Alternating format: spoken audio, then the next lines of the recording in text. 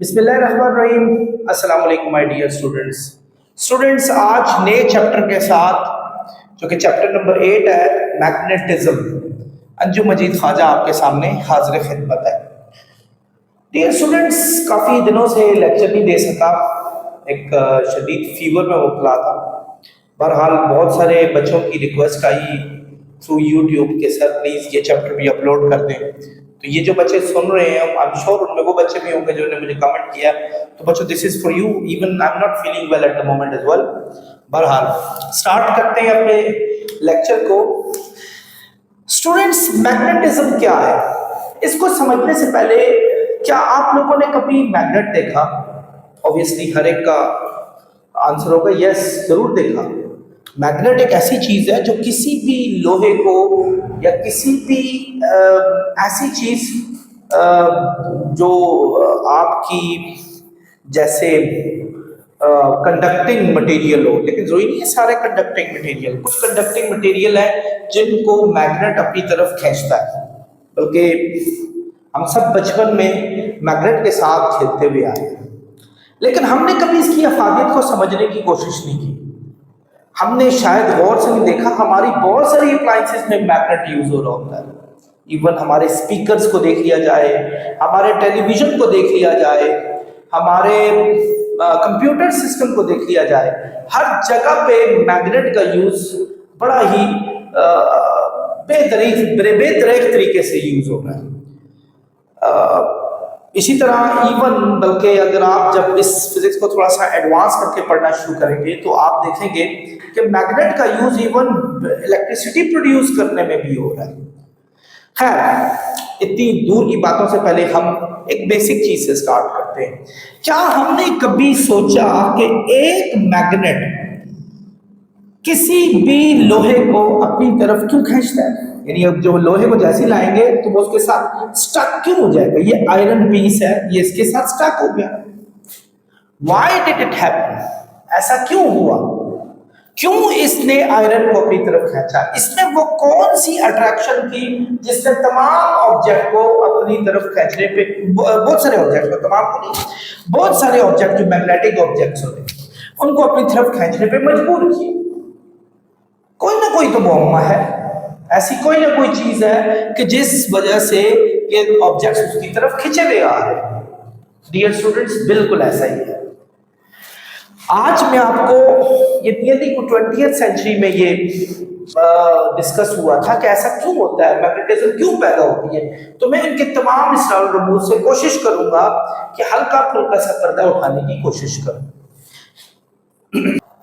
Dear students, एक बात याद रखें, हर मेटल के अंदर या हर मैटर के अंदर, यूं ले लें कि अंदर छोटे छोटे एटम्स होते हैं। एटम्स, कोई भी चीज एटम के बगैर नहीं बनती।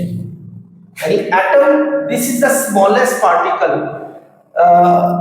which is composed of electrons, protons and neutrons।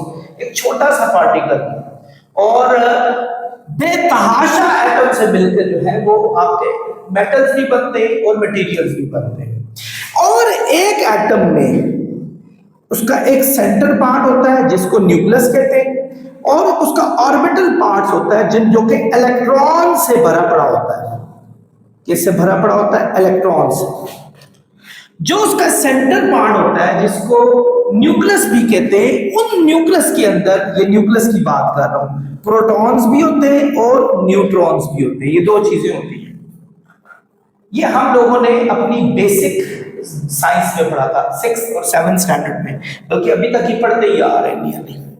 और ये चीज भी पढ़ी थी कि इलेक्ट्रॉन्स की जो तादाद है और प्रोटॉन्स की जो नंबर ऑफ प्रोटॉन्स और नंबर ऑफ इलेक्ट्रॉन्स किसी एक स्टेबल एटम में, स्टेबल मींस के जो कि चार्ज एटम ना हो, उसमें प्रोटॉन और इलेक्ट्रॉन की तादाद जो होती है वो आपस में इक्वल होती है।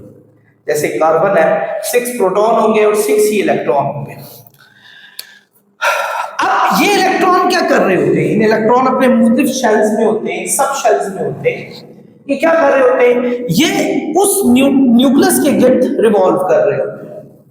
यानी ये इलेक्ट्रॉन यहां से रिवॉल्व करके यहां जा रहा है ऑब्वियसली एक और इलेक्ट्रॉन होगा, उसकी भी अपनी मूवमेंट होगी, एक और होगा वो यूं मूवमेंट में घूम रहा होगा। हर इलेक्ट्रॉन न्यूक्लियस के इर्द गिर्द जो है वो क्या कर रहा होता है, रिवॉल्व कर रहा होता है, ऑर्बिटल एक्सिस में रिवॉल्व कर रहा होता है। और एक और बात कि ये इलेक्ट्रॉन अपने ऑर्बिट के गिर्द भी मूव कर रहा होता है, अपने गिर्द भी मूव कर रहा होता है, that is called spinning motion, यानी वो खुद भी मूव कर रहा है अपने एक्सिस के गिर्द। बिल्कुल हर इलेक्ट्रॉन अपने एक्सिस के गिर्द मूव कर रहा है, ये इलेक्ट्रॉन है ये अपने एक्सिस के गिर्द मूव कर रहा है, हर इलेक्ट्रॉन अपने एक्सिस के गिर्द मूव कर रहा होता है। इवन न्यूक्लियस के चार्जेस जो हैं वो भी अपने एक्सिस के गिर्द क्या कर रहे होते हैं, मूव कर रहे होते हैं। ये 20th सेंचुरी में ये थ्योरी सामने आई थी जिसको डोमेन थ्योरी ऑफ मैग्नेटिज्म का नाम दिया गया था, कि ये इलेक्ट्रॉन जो कि ऑर्बिट में मूव कर रहे हो या अपने एक्सिस के गिर्द मूव कर रहे हो, हर इलेक्ट्रॉन अपनी एक मैग्नेटिज्म प्रोड्यूस कर रहा होता है और उस मैग्नेटिज्म से दो पोल क्रिएट कर रहा होता है। एक पोल है जिसको कहते होते हैं नॉर्थ पोल और एक पोल होता है जिसको कहते होते हैं साउथ पोल। ये दो पोल्स होते हैं। और इसी तरह दूसरे ऑर्बिट में ये काम हो रहा होगा, तीसरे ऑर्बिट में भी ये काम होगा। हर ऑर्बिट का हर इलेक्ट्रॉन अपने एक्सिस के गिर्द घूमकर भी मैग्नेटिज्म के दो पोल्स क्रिएट कर रहा होगा, नॉर्थ पोल और साउथ पोल, और ऑर्बिट में घूम के भी वो यही काम कर रहा होगा और न्यूक्लियस भी घूम के यही काम कर रहा होगा। यानी इसका मतलब है कि तमाम चार्जेस जो सर्कल में घूमकर या रोटेशन करके वो मैग्नेटिज्म को प्रोड्यूस कर रहे होते हैं। एक सिंपल वर्ड में आपका एक एटम समझ लें एक मैग्नेट बन गया है।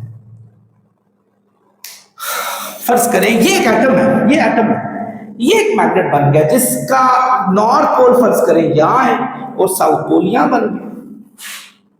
यानी ये कैसे हुआ कि यानी यूं ही एक अंदाजा लगाने की कोशिश करें। मैं यहां खड़ा हूं ना, अगर मुझे एक बंदा यहां से पुल करने की कोशिश करता है, एक यहां से पुल करने की कोशिश करता है, एक स्ट्रेट पुल करने की कोशिश करता है, तीन पीछे से पुल करने की कोशिश करती है, जिस जगह पे मेरी पुल ज्यादा स्ट्रांग होगी मेरी बॉडी उसी साइड पे ड्रैग होने की कोशिश करेगी। डेफिनेट सी बात। तो इसमें भी बहुत सारे पोल्स क्रिएट होने शुरू हो जाएंगे।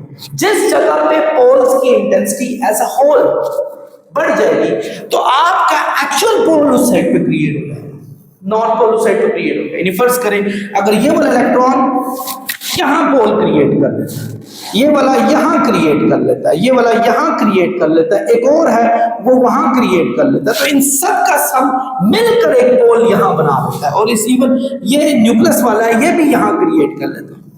So they will join with each other, they will align their own magnetic forces and they will make poles, north pole and south pole, and in the same way one atom will become a magnet.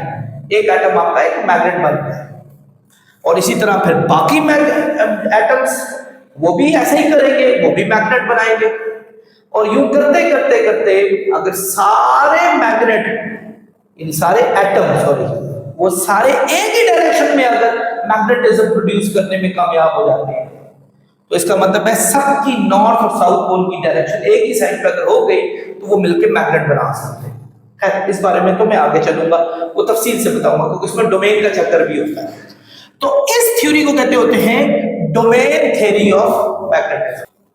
Ji dear students, अब आप देखें एक material में, ये material है फर्ज करें आपका, इस मटेरियल में ट्रिलियंस ऑफ एटम्स होते हैं, शायद ये भी कम बता रहा, ट्रिलियंस ऑफ एटम्स। अब हम इसका कोई भी एक पीस ले लेते हैं, लेट्स से हम ये एक पीस ले लेते हैं, ये स्मॉल सा पीस हम ले लेते हैं। इस स्मॉल पीस के अंदर बेतहाशा एटम होते हैं, ठीक है। मैं अब आपको, चूंकि हमने अभी मैग्नेट के बारे में हमने आगे जाकर ये भी पढ़ना है कि मैग्नेट की भी एक्चुअली 3 टाइप्स होती हैं। एक होते हैं पैरामैग्नेट, एक डायमैग्नेट होते हैं और एक फेरोमैग्नेट होते हैं। तो फेरोमैग्नेट क्यों अच्छे मैग्नेट होते हैं ये भी हम आगे जाकर पढ़ेंगे। लेकिन सम टाइम ऐसा होता है, अभी तो मैं एक आपको बेसिक इसकी भी कुछ बातें बता रहा हूं। सम टाइम ऐसा होता है कि कोई एक स्मॉल सा पार्ट किसी भी मटेरियल का उसके तमाम एटम्स मिलकर एक ही अलाइनमेंट कर देते हैं।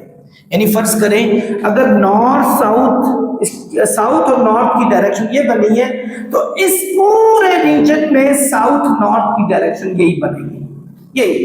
यानी इस रीजन में जितने भी एटम्स होंगे वो तमाम एटम्स नॉर्थ और साउथ की डायरेक्शन इसी साइड पर बनाएंगे। तो इस पार्ट को कहा जाता है डोमेन, यानी स्मॉल पार्ट, इसको डोमेन कहा जाता है, डोमेन। और आमतौर पे डोमेन में 10 पावर 12 तक एटम्स होते हैं हमारे। डियर स्टूडेंट्स, ये कहना तो आसान है 10 पावर 12, 10 पावर 12 का मतलब हुआ नियरली 100 बिलियंस। 100 बिलियंस का मतलब हुआ उर्दू में 1 खरब, यानी नियरली 1 खरब एटम्स अगर मिलकर सबकी साउथ नॉर्थ की अलाइनमेंट अगर इस साइड पर हो, तो आपकी वो पूरी डोमेन मैग्नेटाइज हो जाती है। लेकिन अगर ऐसा ना हो तो वो पूरी डोमेन मैग्नेटाइज नहीं होती, तो फिर हम उसको कहते हैं नॉन मैग्नेटाइज डोमेन, यानी वो डोमेन मैग्नेटाइज नहीं हो सकती। हो सकता है इसके साथ वाली इसकी नेबरिंग, एक और नेबर है इसकी, वो भी डोमेन बना रही है, वो भी नियरली इतने 100 अरब या 1 खरब एटम हमारे एक और डोमेन बना लेते हैं, और डोमेन में उनका सबकी अलाइनमेंट इस तरह होती है, यानी नॉर्थ और साउथ की डायरेक्शन यू बन जाती है हमारे पास। एक और डोमेन है वो हमारे पास यू बना लेती है, एक और डोमेन है वो हमारे पास यू बना लेती है, एक और डोमेन है वो हमारे पास यू बना लेती है, एक डोमेन है जो हमारे पास यू बना लेती है, और एक you get so many domains. There are plenty of domains, and every domain consists of 10 power 12 atoms, nearly 100 billion atoms.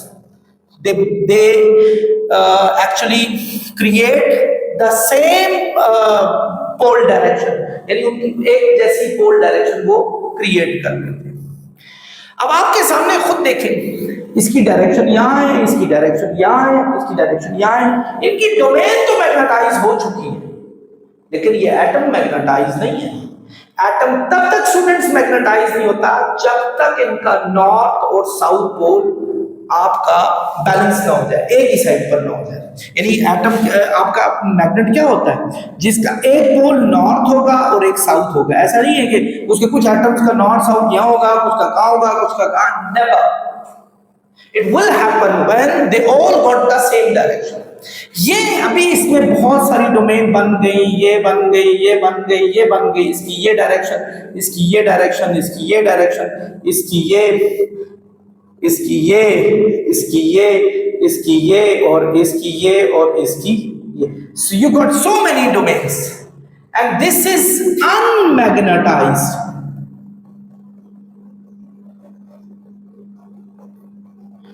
Unmagnetised, ऐसे जेड से भी कहा जाता है, अनमैग्नेटाइज हमारे पास ये मटेरियल हो चुका है, यानी जो कि मैग्नेटाइज मटेरियल नहीं है, बिकॉज इसकी डोमेन तो मैग्नेटाइज है, लेकिन डोमेन ने एक दूसरे को अलाइन करके सेम एक ही पैटर्न क्रिएट नहीं किया। लेकिन बहरहाल हम इसको मैग्नेटाइज कर सकते हैं अगर हम एक स्ट्रॉन्ग करंट इसमें से गुजार लें। ये भी मैं आपको आगे जाकर बताऊंगा कि जब हम किसी भी मैग्नेटिक मटेरियल के साथ, ये मटेरियल एक्चुअली मैग्नेटिक है जो कि अनमैग्नेटाइज है, अब जब हम इसके साथ स्ट्रॉन्ग एक करंट गुजार लेते हैं या एक स्ट्रॉन्ग मैग्नेटिक फील्ड इसके इर्द गिर्द क्रिएट कर लेते हैं, तो हो सकता है इनकी तमाम की तमाम डोमेन एक ही साइड पे अलाइन हो जाए। So you could see like that, आप ऐसे भी देख सकते हैं कि ये हो गया, ये डोमेन ढेर सारी है हमारे पास, it could be in multiple direction, सबकी एक ही साइड पे डायरेक्शन हमारे पास क्रिएट होगी। ये मैग्नेटाइज मटेरियल है। अब इसने एक स्पेसिफिक आपका नॉर्थ पोल क्रिएट कर दिया और एक साउथ, और ये सब डोमेन ने एक दूसरे को एड अप किया, अलाइन किया, तो ऐसी सूरत में इसको मैग्नेटाइज मटेरियल कहा जाता है।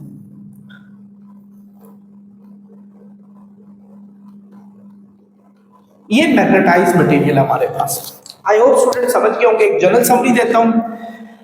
डोमेन थ्योरी ऑफ मैग्नेटिज्म क्या कहती है कि इलेक्ट्रॉन्स की मूवमेंट से सर्कुलर मूवमेंट स्पिनिंग मूवमेंट या इवन न्यूक्लियस की मूवमेंट से छोटी छोटी मैग्नेटिक फील्ड प्रोड्यूस होती है।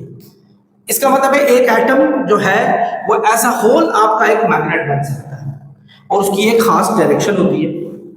अगर सारे एक एटम अपने नेबरिंग एटम के साथ मिलके एक ही साइड पर एक ही जैसी नॉर्थ पोल और साउथ पोल क्रिएट कर लेते हैं तो वो मिलकर एक डोमेन बना सकते हैं और उसमें नियरली 100 अरब 10 पावर 12 एटम्स हमारे पास मौजूद होते हैं। लेकिन अगर स्टिल हर डोमेन की डायरेक्शन डिफरेंट होगी, this will be unmagnetized. But if you put some magnetic field, very high magnetic field around it, so they can be aligned in a very good way, in a same way. So this could produce that particular object into magnetized. तो आप उसको magnetise कर सकते हैं। सो आपके पास magnet का basic theory actually यही है। इसी तरह ये सारी मैग्नेटिज्म पैदा होती है।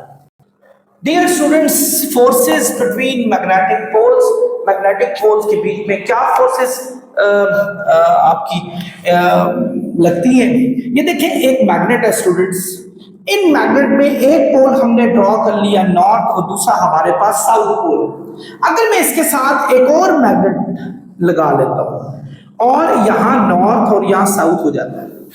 सो एक्चुअली मैंने क्या किया, मैंने दो मैग्नेट के सेम पोल्स को एक दूसरे के बिल्कुल साथ लगा दिया।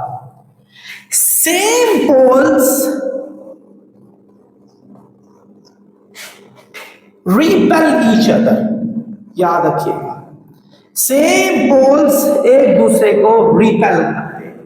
यानी अगर आप नॉर्थ को नॉर्थ से लगाएंगी तो ये एक दूसरे को रिपेल करेंगे। They are not going to join with each other. कभी दो मैग्नेट्स को जोड़े तो सम टाइम ऐसा होता है, आप जब मैग्नेट को डिफरेंट जगहों पे जोड़ने की कोशिश कर रहे होते हैं तो आपको फील होता है कहीं ना कहीं उसमें से आपको रेजिस्टेंस भी मिल रही होती है, रिपल्शन।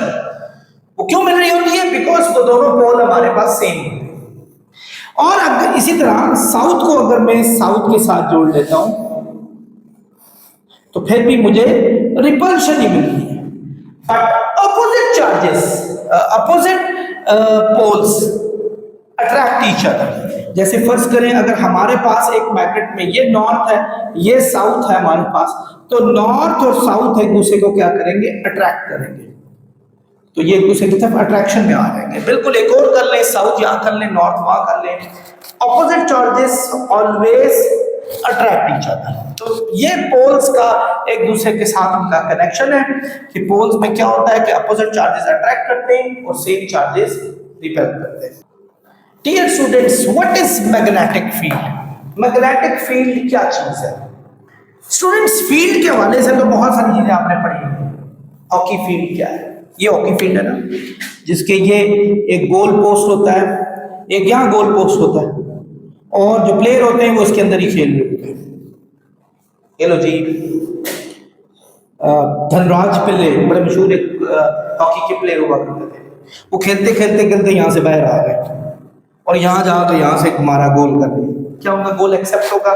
नेवर, क्योंकि फील्ड से बाहर हो गए। तो सारे लॉज कहाँ लगते होते हैं? फील्ड के अंदर लगते होते हैं।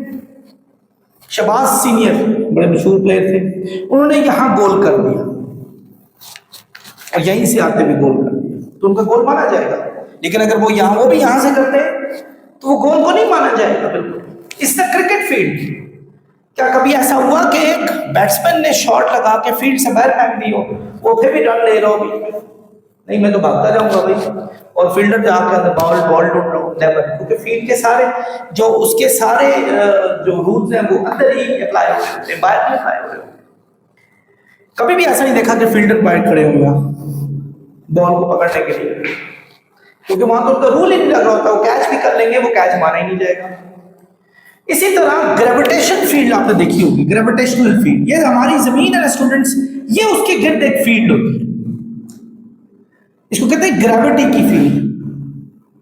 आप इधर जमीन के इस जगह से कहीं भी चले जाएं, यहां पहुंच जाएं, यहां पहुंच जाएं, यहां, यानी इसके अंदर किसी जगह पर भी चले जाएं, जब आप यहां से किसी भी बॉडी को छोड़ देते हैं, ड्रॉप कर देते हैं, तो बॉडी आपकी जमीन की तरफ आएगी, यानी अर्थ की तरफ जाएगी। But if you go beyond this, यहां पहुंच जाए तो ग्रेविटेशनल फील्ड ना होने की वजह से आपकी वो बॉडी जमीन पर नहीं आ सकती, आप जमीन की कैद से बाहर चले जा चुके हैं। इस तरह चार्जेस की फील्ड होती है, और इसी तरह आपके मैग्नेट की भी फील्ड होती है। ये मैग्नेट है स्टूडेंट्स, ये इसका नॉर्थ है और ये इसका साउथ है। आप देखें कि हमने इसके गिर्द फील्ड बना ली, ये फील्ड है, ये हमने नहीं बनाई, ये इस मैग्नेट ने खुद बनाई है। अब ये इसकी फील्ड मौजूद है। आप कोई भी एक ऐसा मटेरियल जो कि मैग्नेटिक मटेरियल हो और इसके इस स्पेस में कहीं भी लेकर आ जाए, लेट्स से मैं एक लोहे को यहां लेकर आ रहा था, तो लोहा इसकी तरफ भागता हुआ जाएगा, या कोई और मैग्नेट लेके आ जाऊं, स्मॉल मैग्नेट यहां लेकर आ जाऊं, ये एक स्मॉल मैग्नेट लेके आ रहा हूं, ये इसका नॉर्थ है, ये इसका साउथ है। अब ऑब्वियसली नॉर्थ को क्या करेगा, रिपेल करेगा, और रिपेल करने की वजह से ये इसको यहां से फोर्स निकालकर इसको यहां से बाहर फेंकने की कोशिश करेगा। They will have the force of repulsion, because I told you same poles repel each other, opposite poles attract each other. इसी तरह अगर मैं साउथ वाला यहां ले आता, ये साउथ होता, ये नॉर्थ होता, तो ये उसकी तरफ खिंचा हुआ चला जाता, ये अट्रैक्ट हो जाता। But if this magnet is taken away from this field, अगर इसको बाहर ले जाएगा, then you won't see this type of force again. आप उसको उसके साथ कोई फीलिंग ही ना होती। So actually हम लोगों ने क्या पढ़ा, the region, यानी एक ऐसा रीजन और स्पेस, या ऐसा स्पेस, ये चारों साइड पर है, मतलब आप समझे कि ये सर्कुलर साइड है, ये पूरे स्फेरिकल साइड पर है हमारे पास। Around a magnet where it exerts a force on another magnetic pole, जहां वो दूसरे पोल के साथ अपनी मैग्नेटिक फोर्स फील कर रहा होता है, उसको मैग्नेटिक फील्ड कहते होते हैं, और इसकी ये एक लिमिट होती है, this is the ending limit. But if you go beyond that limit, अगर दो फील्ड्स बियॉन्ड लिमिट हो, आपस में इंटरसेक्ट ना कर रही हो, दो फील्ड्स, टू फील्ड्स की बात कर रहा हूं, यानी सम टाइम ऐसे होता है कि ये एक मैग्नेट है, इसकी भी एक फील्ड कायम होती है और वो उसको इंटरसेक्ट कर रही है, मींस ये दोनों एक दूसरे की फील्ड में आ रहे हैं। But I am talking about कि अगर दो magnet out of the field जो आ रहे हैं हमारे पास, they don't have any contact with each other, they are not pulling और pushing them because they don't have any feelings के लिए you must have the magnetic force. And magnetic force is produced when you got the magnetic field that can be overlapped. So I think आप लोग समझ गए होंगे इन तमाम चीजों को, फील्ड से बाहर नहीं जा सकते आप। So इसको मैग्नेटिक फील्ड कहते हैं। स्टूडेंट्स, मैग्नेटिक फील्ड भी एक वेक्टर क्वांटिटी है, याद रखें, इसको बी से जाहिर किया जाता है। एक बड़े ही महान साइंटिस्ट है, दिली तौर पर मैं बड़ा पसंद करता हूँ, मैंने उन पर बड़े ब्लॉग्स भी लिखे किसी दौर में, इसको बी से जाहिर करते होते हैं, और इनकी यूनिट, उनके नाम से इनकी यूनिट लिखी गई थी, और उनका नाम था निकोला टेस्ला। इनकी बड़ी इजादात थी, टेस्ला के नाम, TESLA, टेस्ला इनकी यूनिट थी, जिसको कैपिटल T से जाहिर किया जाता है।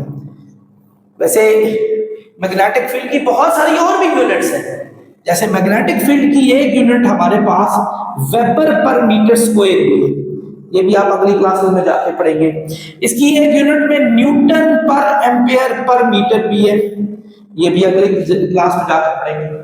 और एक गॉस भी आती है इनकी फील्ड, गॉस G से जाहिर करते हैं, ये भी आप अगली क्लासेस में जाकर पढ़ेंगे। So you will have so many units of that particular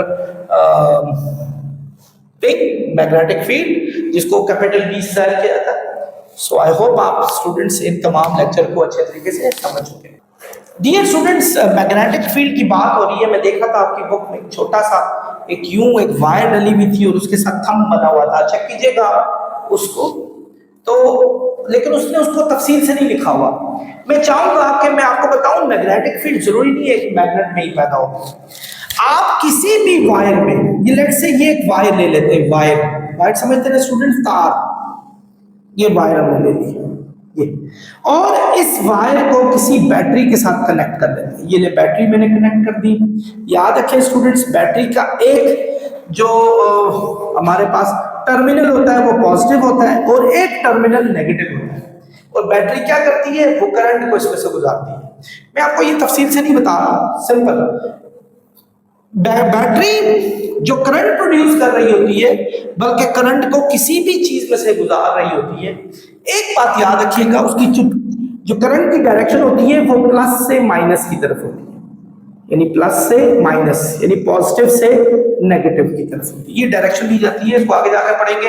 इसको कन्वेंशनल करंट भी कहा जाता है, पॉजिटिव से नेगेटिव। एक बड़े मशहूर साइंटिस्ट थे, उनका नाम था हेनरी ओयस्टेड। इन्होंने कहा था, बल्कि जॉन एम्पियर ने भी इन पे बड़ी लंबी दास्तान सुनाई हुई है कि जब भी किसी कंडक्टर में से करंट को गुजार दिया जाए, किसी भी कंडक्टर में से करंट को गुजार दिया जाए, तो उसके इर्द गिर्द मैग्नेटिक फील्ड पैदा होनी शुरू होती है। इर्द मैग्नेटिक फील्ड। एग्जाम्पल, ये कंडक्टर है, हालांकि है नहीं है, ये कंडक्टर है, इसमें से करंट को गुजार दिया, current is flowing through it, तो इसके इर्द गिर्द मैग्नेटिक फील्ड पैदा होनी शुरू हो जाएगी। इसको फाइंड आउट भी किया जा सकता है। आपको कैसे पता चलेगा इसके इर्द मैग्नेटिक फील्ड है? क्या उसको पकड़ के चेक करेंगे? तो फिर आप उसके साथ ही रहेंगे। उसका एक मेथड ये होता है कि आप एक मैग्नेटिक कंपासेस होते हैं आपके लैब्स में, हमारी भी लैब्स में मौजूद है कंपासेस, उनको उसके साथ रखा जाता है। वो कंपासेस जो है ना, वो मैग्नेटिक फील्ड की डायरेक्शन को इजीली बताते हैं। इस तरह का कंपास होता है, उस कंपास में एक नॉर्थ पोल होता है, एक साउथ पोल होता है, और एरो यू बना हुआ होता है ऐसे। जैसे ही आप इस कंपास को, छोटा सा होता है, इसको यहां रखेंगे तो वो आपको बताएगा जी कि ये इसकी डायरेक्शन है, यहां रखेंगे वो बताएगा इससे ये डायरेक्शन है, यहां रखेंगे तो ये डायरेक्शन बताएगा। अगर आप उनको अलाइन कर गए तो आपको नजर आएगा, यानी आपने देखा, आपने एक रखा, मैं यहां से रखा हूं, आपने एक रखा, उसने यूं बताया, दूसरा रखा, उसने थोड़ा सा यूं बताया, तीसरा रखा, उसने यूं बताया, चौथा रखा, उसने यूं बताया, पांचवा रखा, उसने यूं बताया, छठा रखा, उसने यूं बताया, सातवां यूं हो गया, आठवां यूं हो गया। तो जब आप उनको जोड़ेंगे तो आपको नजर आएगा कि वो यूं सर्कल बना रहा है जिसकी डायरेक्शन यूं बन रही है हमारे पास, यानी यूं। This is called the direction of magnetic field. ये आप आराम से फाइंड आउट कर सकते हैं। लेकिन इसका एक बड़ा ही अच्छा रूल बताया था, उसको कहते हैं राइट हैंड रूल, कि आप उस कंडक्टर को हाथ में दबोच लें। ख्याल से दबोचिएगा, मैं दोबारा कह रहा हूं कि ये इमेजिनेशन में दबोचना है, मतलब आप किसी बेयर वायर को पकड़ लें, उसके बाद फिर बहुत मुश्किल हो जाए। आपने वायर रखी और उसको इमेजिनेशन में दबोच लिया, थंब स्ट्रेट आपने रखना है। अगर थंब करंट यानी इस पॉजिटिव करंट की डायरेक्शन को जाहिर कर रहा हो, तो जो कर्ल ऑफ फिंगर्स है, ये कर्ल ऑफ फिंगर्स इस नकल से, ये नकल कहलाता है, और ये टिप है, नकल से टिप की तरफ मैग्नेटिक फील्ड की डायरेक्शन को जाहिर करेंगे, यानी मैग्नेटिक फील्ड की डायरेक्शन यूं हो जाएगी। आप कहें चलो भाई देखते हैं, इस दफा हम भी जरा एक जादू चलाते हैं, हम इसको प्लस कर देते हैं, बैटरी के कनेक्शन थोड़े से डिफरेंट कर लेते हैं, प्लस वाला उस ऊपर वाले के साथ जोड़ लेते हैं, माइनस वाला नीचे वाले के साथ जोड़ लेते हैं, यानी अब एरो भी हमारा क्या हो गया, चेंज हो गया। हमने मैग्नेटिक कंपासेस रख के देखे तो हमने देखा एकदम मैग्नेटिक कंपासेस के एरोस उस साइड पे मुड़ गए, यानी उस साइड पे, डिफरेंट साइड पे मुड़ गए। तो हमें पता चला कि मैग्नेटिक फील्ड की डायरेक्शन चेंज हो गई है। सो एक्चुअली मैग्नेटिक फील्ड की डायरेक्शन डिपेंडेंट होती है पॉजिटिव से नेगेटिव करंट की डायरेक्शन की तरफ। तो फिर आप क्या करेंगे, अब इस दफा पॉजिटिव करंट ऊपर से नीचे आ रहा है, तो आप इसको यूं दबोचेंगे, ग्रास्प करेंगे। दबोचना चलो उर्दू में वर्ड है, चलो थोड़ा सा स्लैंग है, हम इंग्लिश में यूज करते, ग्रास्प किया हमने। तो डायरेक्शन थंब की कहां है स्टूडेंट्स, नीचे की तरफ है। तो इस दफा कर्ल ऑफ फिंगर्स यूं है हमारे पास, पहले कर्ल ऑफ फिंगर्स कहां थी, यूं थी, अब यूं है, उल्टा हो गया सारा सिस्टम। यानी ये तमाम चीजें बताती हैं कि एक्चुअली मैग्नेटिक फील्ड की डायरेक्शन भी चेंज जाएगी। सो ये डायरेक्शन का एक सबसे अच्छा उसने बताया था, लेकिन उसने बताया नहीं ये कब होता है। तो मैंने एक साथ बता दिया कि जब भी आप करंट को किसी कंडक्टर में से गुजारते हैं, उसके गिर्द लाजमी मैग्नेटिक फील्ड होती है। मुझे लगता है इस चैप्टर के, क्योंकि फर्स्ट टाइम ये चैप्टर आया, इसके आगे जाकर एक इसका लॉ भी है, एम्पेयर सर्कुलर लॉ, तो इंशाल्लाह तफसील से उसमें ये सारी बातें बताऊंगा। Magnetic field of a bar magnet, एक बार मैग्नेट की मैग्नेटिक फील्ड किस तरह अलाइन होती है, कहां से ऑरिजिनेट होती है, कहां जाती है। पहले तो बार मैग्नेट होता क्या चीज है स्टूडेंट्स? किसी भी मैग्नेट का रेक्टेंगुलर पार्ट, रेक्टेंगुलर क्या चीज होती है? रेक्टेंगल कहते हैं जिसकी लेंथ होती है और विड्थ होती है, यानी इस शक्ल की आपकी रेक्टेंगल होती है, इस शक्ल की, ये जिसकी ये विड्थ है और ये हमारे पास लेंथ है, ये लेंथ और ये हमारे पास है विड्थ। इसको बार मैग्नेट कहते हैं। बार मैग्नेट में विड्थ और लेंथ हमारे पास होती है। अब एक बार मैग्नेट के अंदर मैग्नेटिज्म होती है जिसमें एक पोल हमारा होता है नॉर्थ पोल। चलिए मैं इसको मिटा रहा हूं, इसको ये मिटा रहा हूं क्योंकि ये तो मैंने आपको ऐसे ही मैथमेटिकल बताने की कोशिश की। ये इसका नॉर्थ पोल है और ये इसका साउथ पोल है। स्टूडेंट्स हमेशा याद रखें कि मैग्नेटिक फील्ड किसी भी बार मैग्नेट में नॉर्थ पोल से बाहर निकल रही होती है। एक बात याद रखें, ये परमानेंट मैग्नेट होता है, परमानेंट मैग्नेट मतलब ये कभी भी इसकी मैग्नेटिज्म, जब तक इसकी ये मैग्नेट खत्म ना हो जाए, इसकी मैग्नेटिज्म खत्म नहीं होती। ये डिपेंडेंट नहीं होता किसी चीज। जैसे अभी पीछे मैंने आपको एक करंट का रूल बताया था कि अगर एक किसी भी कंडक्टर में से अगर करंट को गुजारे तो कंडक्टर के इर्द गिर्द मैग्नेटिक फील्ड पैदा हो जाएगी, but as soon as you switch off the current, magnetic field is gone, magnetic field खत्म हो गई। यानी वो डिपेंडेंट थी किसके साथ? करंट के साथ थी। लेकिन यहां क्या होगा, ये परमानेंट मैग्नेटिक फील्ड और ये नॉर्थ पोल से निकल रही होती है, ये नॉर्थ पोल से निकलती और साउथ पोल में इन होती है। ये साउथ पोल में इन हो रही है, साउथ पोल में इन हो रही है, साउथ पोल में इन हो रही है, यानी इनकी डायरेक्शन ये। और मैग्नेट के अंदर ये साउथ से नॉर्थ में जा रही होती है, यानी अंदर साउथ से नॉर्थ में जा रही होती है और जो बाहर है वो नॉर्थ से साउथ में जा रही होती है।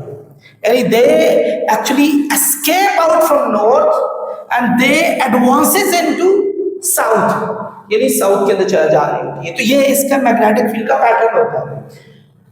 ये आपको कैसे पता चलेगा कि ऐसा हुआ? अगेन स्टूडेंट्स, मैं दोबारा उसी फिनोमिना को लेकर आता हूं जो मैंने आपको समझाया था। वो था कि अगर आप एक मैग्नेट को, किसी भी एक मैग्नेट को रखें, पेपर पे रख लें, टेबल पर, और उसके इर्द गिर्द मैग्नेटिक कंपासेस जोड़ दें, यानी जी मैंने साथ साथ मैग्नेटिक कंपासेस जोड़ने शुरू कर दिए, ये मैंने मैग्नेटिक कंपासेस जोड़ लिए। अब मैं आपकी बुक में तो बहुत ढेर सारे लगे हुए, यहाँ भी, यहाँ भी, यहाँ भी, यहाँ छोटे छोटे मैग्नेटिक कंपासेस हैं। इनफैक्ट मैं करवाता होता हूँ ये एक्सपेरिमेंट हमेशा अपने स्कूल और कॉलेजेस में। ये देखें इधर, बहुत सारे हमने मैग्नेटिक कंपासेस साथ जोड़ लिए।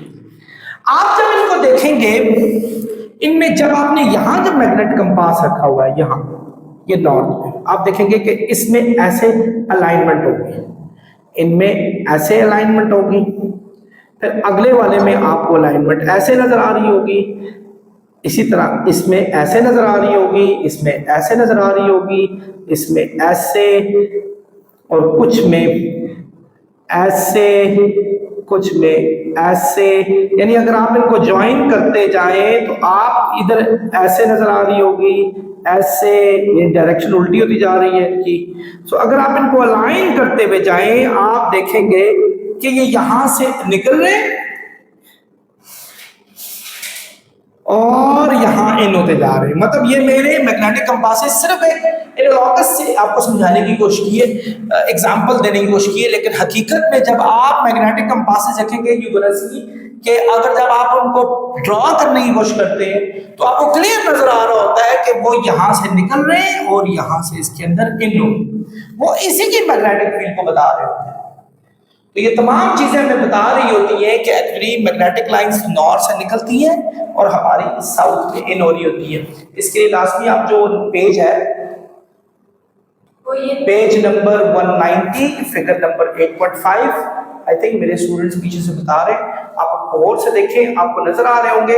आप बिल्कुल ये एक अच्छा व्यू दिया हुआ आपके बुक में, और वो आपको ये बताएंगे कि किस तरह नॉर्थ से आपकी मैग्नेटिक लाइंस निकल रही है और वो साउथ में इन हो रही है। सो एक्चुअली किसी भी बार मैग्नेट जो कि परमानेंट मैग्नेट होता है उसमें नॉर्थ पोल से निकलती हैं और साउथ पोल में इन होती है।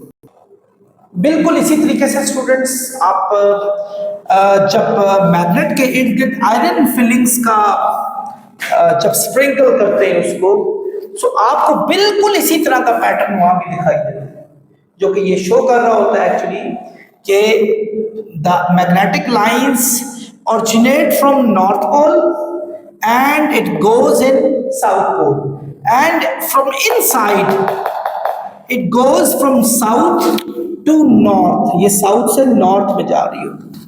ये याद रखिएगा।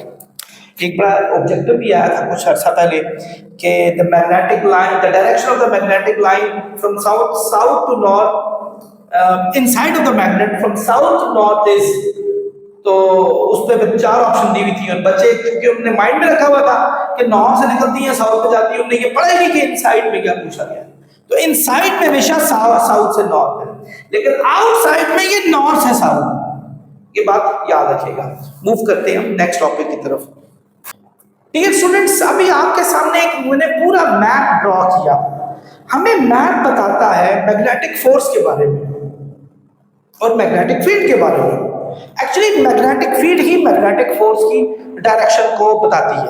हम आगे जाकर बहुत सारी फोर्सेस को भी पढ़ेंगे, लेकिन फिलहाल ये भी आपके लेवल पे बहुत बड़े टॉपिक्स हैं।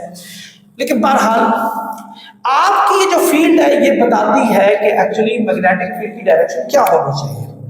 बहरहाल मैं ये ऑलरेडी बता चुका हूं कि एक मैग्नेट जिसका एक पोल नॉर्थ हो दूसरा पोल साउथ हो, तो एक और magnet permanent magnet rectangular bar magnet जिसका एक नॉर्थ हो साउथ हो, तो एक्चुअली इस नॉर्थ में से मैग्नेटिक फील्ड ने निकलना है और कहां जाना है स्टूडेंट, साउथ में जाना है।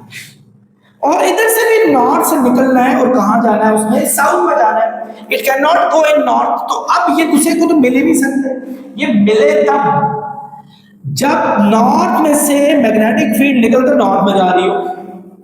ये तो उसमें जा ही नहीं सकती। So they are not accepting each other. वो उसको पुश करेगा, भैया तू इधर किधर आ गया, मैं तो नहीं, तुम्हारे मेरी ट्रैफिक तो यहाँ की है ही नहीं है, ये तो वन वे ट्रैफिक है, जाओ यहाँ से बाहर जाओ। वो कहेगा भैया मैं भी तो यही कह रहा हूँ, तुम किधर से सामने आ गए हो मेरे। So it will find the south pole and it is also in search of south pole.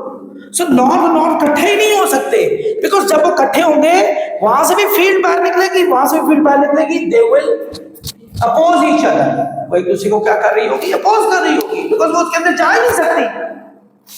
Same south बना लो और यहां भी आप साउथ बना लो, यहां नॉर्थ होगा या नॉर्थ होगा। अब इसके अंदर जाने चाहिए, नॉर्थ से निकले तो साउथ में जाने चाहिए और इधर भी नॉर्थ से निकले तो साउथ में जाना चाहिए। याद रखें ये नॉर्थ इस साउथ में तो जा सकता है, उसके लिए इसकी और इसके बीच में अट्रैक्शन होगी, लेकिन इसके लिए ये साउथ ज्यादा करीब है, बजाय इसके कि इतना लंबा वहां जाके वो करें। आपके पास 2 रोड्स हो, so obviously the shortest road will be more convenient to you to go anywhere, बजाय इसे कि आप लंबा रूट इस्तेमाल करके आप 500 का पेट्रोल जाया करें। ये एक दूसरे को कभी भी अट्रैक्ट नहीं करेगी, क्योंकि ना तो यहां से फील्ड निकल रही है जो इसमें जाए। जब एक जगह से फील्ड निकल के दूसरे में घुसने की सलाहियत रख सकती होती है तो वहीं अट्रैक्शन पैदा हो सकती है। क्योंकि ना यहां से फील्ड निकल रही है, ये ना यहां से फील्ड निकल रही है, so they are doing their own job. उनको फील्ड चाहिए, तो ये एक दूसरे को अट्रैक्ट नहीं कर सकते, they are alien for each other. So ये क्या होंगे, they will repel each other. But on a very good hands, north यहां हो और साउथ यहां हो, तो ये क्या हो रहे हैं, दे आर हैप्पी चैप्पी। यही तो चाहिए, नॉर्थ से निकले फील्ड कहां जाए आपकी भाई, साउथ में चली जाए, ये तो खुश हो जाएंगे। So they gonna attract each other, एक दूसरे को अट्रैक्ट करेंगे। अब ये इसके लिए शॉर्ट में है, खुश है ना भाई, चलो अब हमने क्या कर दिया, मिला दिया, तो फील्ड वहां से वहां गई, तो इसको एक आसान रास्ता मिल गया। सो इसने इसको क्या कर दिया, अट्रैक्ट कर दिया। So this is how the direction of magnetic field at a point works. I hope आप समझ गए हो।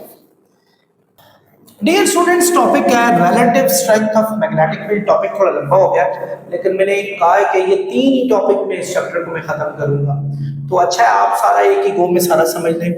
Relative strength of magnetic field, एक मैग्नेटिक फील्ड की रिलेटिव स्ट्रेंथ क्या होती है।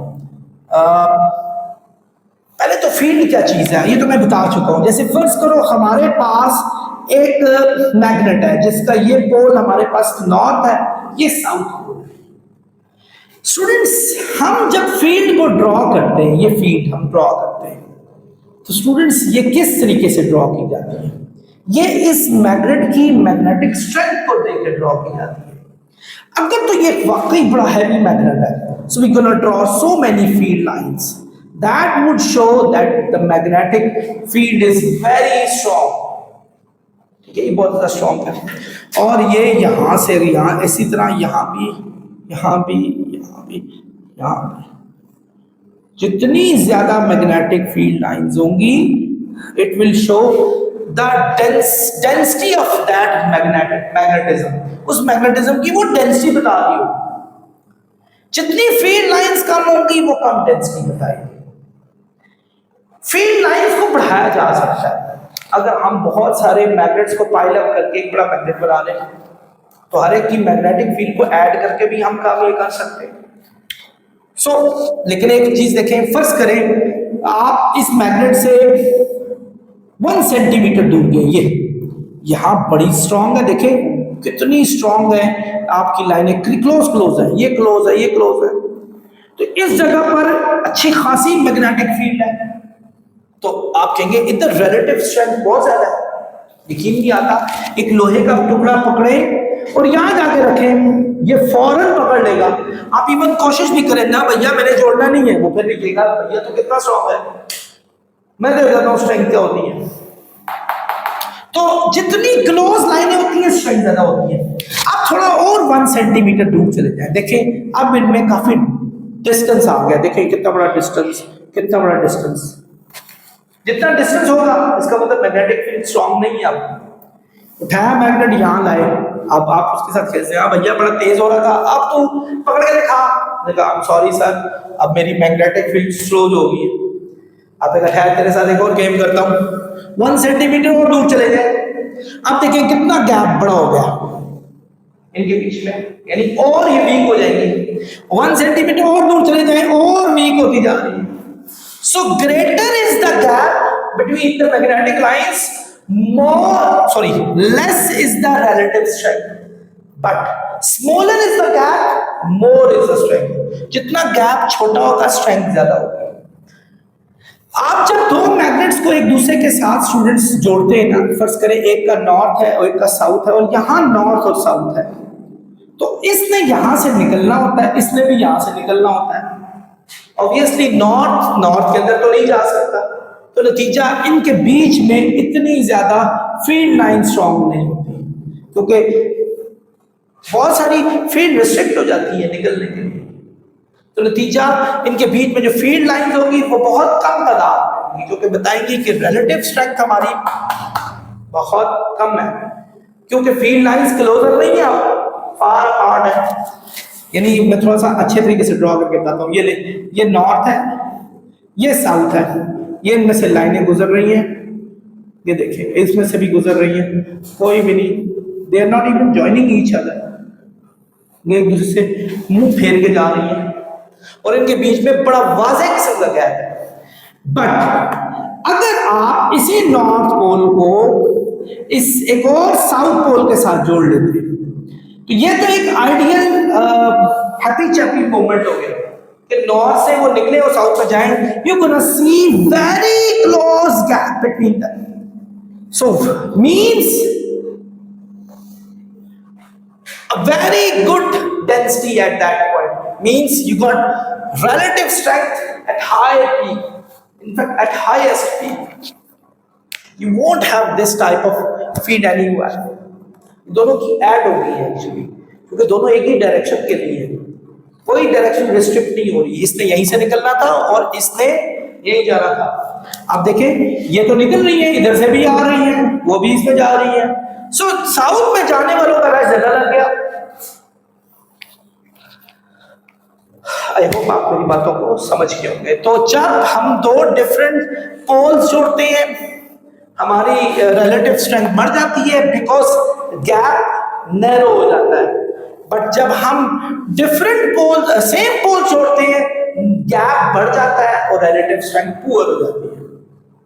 आई होप समझ गए होंगे. डियर स्टूडेंट्स, आज का last topic in fact lecture number 1 का काफी बड़ा लेक्चर था ये. That is magnetic shielding. ये क्या चीज है? शील्ड कहते हैं किसी भी चीज से रोकना, यानी मैग्नेट के फिनोमिना से रोकना मैग्नेटिक शील्डिंग कहलाता है. बहुत सारे एरियाज में स्टूडेंट्स ऐसा होता है कि मैग्नेटिक जो वेव्स होती हैं उनके जरिए से बहुत सारी चीजें आ रही होती हैं. जैसे एग्जांपल, कभी आप लोगों का हॉस्पिटल जाना हो तो एमआरआई रूम कहते हैं मैग्नेटिक रेजोनेंस इमेजिंग. ये खास किस्म का फिनोमिना है कि अगर कोई ब्रेन या किसी ऐसे जिस्म का हिस्सा जिस पे आपका सीटी स्कैन यानी कंप्यूटराइज्ड टोमोग्राफी कहते हैं शायद, वो सीटी स्कैन अगर आपका ना हो रहा हो सही, तो आपको मशवरा दी जाता है कि मैग्नेटिक रेजोनेंस इमेजिंग कराई जाए. ये बड़ी हैवी किस्म की मैग्नेटिज्म होती है जो बॉडी के अंदर से भेजी जाती है और ये मुख्तलिफ एटम से टकरा कर और वहां से उनका इमेज लेती है. और अब उधर इतनी खौफनाक किस्म की रेडिएशन होती है, बल्कि बहुत सारे एक्सीडेंट भी हुए. एक दफा ऐसा हुआ था कि रूम में, ये यूरोप की बात बता रहा हूँ, जर्मनी में एक इस जगह पर, कि रूम में मैग्नेटिक वेव्स थी अच्छी खासी और एक पेशेंट को ले जाया गया, उसको बल्कि उसी पर उसके स्ट्रेचर को उसी पर लिटाना था, लेकिन वो ऑलरेडी उनसे शायद ऑन रह गए. क्या इशू हुआ, वो सीधा वो जो स्ट्रेचर था वो जाकर उससे टकरा गया. ये ऐसे बहुत सारे एक्सीडेंट होते रहते हैं स्ट्रॉन्ग मैग्नेटिज्म. इनसे शील्डिंग करनी होती है. अगर आप चाहते हैं कि एक रूम में इस तरह की शील्डिंग की जाए कि जो मैग्नेटिक जो वेव्स हैं उनसे बचा जाए, तो आप यूं करते हैं. तो ऐसी जगहों पे क्या किया जाता है कि अगर फर्ज करें हम मैग्नेटिक के असर को खत्म करने की कोशिश करें, तो हम मुख्तलिफ किस्म जगहों पर नॉर्थ पोल के जो है वो मैग्नेट्स लगाकर और उसके मैग्नेटिज्म के असर को खत्म करने की कोशिश करते हैं, ताकि वो पोल्स एक दूसरे के साथ वो क्या करें, वो एक दूसरे के साथ फोर्स ऑफ रिपल्शन पैदा करें और एक जो सिस्टम है उसमें मैग्नेटिक शील्डिंग आराम से हो जाए. So this process is known as magnetic shielding. और इस चीज को हम इनफैक्ट न्यूट्रल जोन भी कहा जाता है, कि जिसमें किसी किस्म की मैग्नेटिक प्रॉब्लम्स ना हो. बहरहाल अक्सर औकात आप लोग कंप्यूटर्स के डिफरेंट पार्ट्स में ये मैग्नेटिक शील्डिंग की जाती है. तो स्टूडेंट्स ये था. इसी तरह कंप्यूटर्स डिफरेंट जगहों पे जहाँ बहुत सारे एक मैग्नेटिक करंट भी जब गुजर रहा हो ना किसी सर्किट में, मैंने ऑलरेडी बताया था कि बहुत सारी मैग्नेटिक फील्ड्स प्रोड्यूस हो जाती हैं, तो उनको खत्म करने के लिए भी ऐसे ही नॉर्थ पोल्स के मैग्नेट्स को अलाइन करके रखा जाता है, ताकि वो फोर्स ऑफ रिपल्शन पैदा करें और किसी किस्म की मैग्नेटिक फील्ड उनके बीच में ना आ सके, तो वो एक न्यूट्रल फ्री जोन आपका वहाँ पैदा हो जाए. सो ये था हमारे पास मैग्नेटिक शील्डिंग. और इसके साथ ही आज का टॉपिक हमारे खत्म को पहुंचता है. याद रखिएगा, तो बहुत दुआ कीजिएगा. डेंगू फीवर से गुजर रहा हूँ. अस्सलाम वालेकुम.